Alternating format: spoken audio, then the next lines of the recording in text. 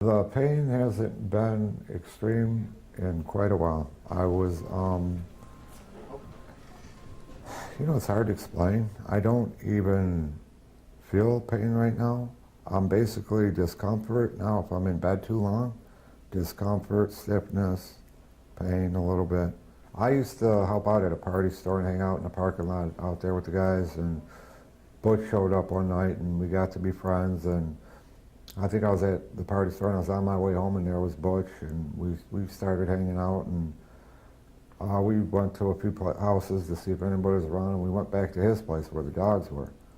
This was probably at 4 or 5 in the afternoon, and the dogs, there were like 4 or 5 maybe of the dogs, full-size mixed breed. And I had a sandwich or something I was eating, and Butch was kind of throwing food on the ground. And I remember the neat thing is he grabbed one of the dogs and picked it up, and he had to be real stern with it, yelling at it and throw it back in the yard. And so there were 4 or 5 dogs, and at that point I don't think there was any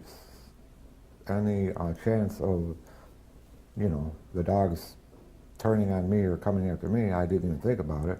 I'm like, oh, dogs, And so, and then we, afterwards we went over to some friends of his. He had a couple friends in an apartment, and we sat with them until probably, I'm saying midnight, 1, 2 in the morning. I was tired as heck.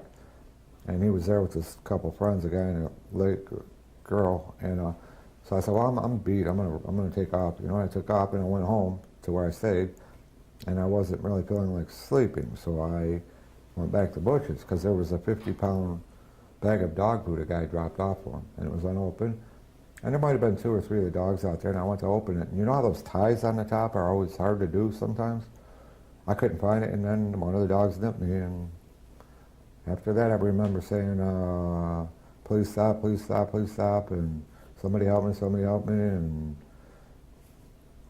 possibly I may have stood up, and they may have kind of grabbed my pant leg, and the ironic thing, the eerie thing to me is, I remember after a while I was looking down and there was a black full-size mixed breed, and he kind of calmly started licking my ankle.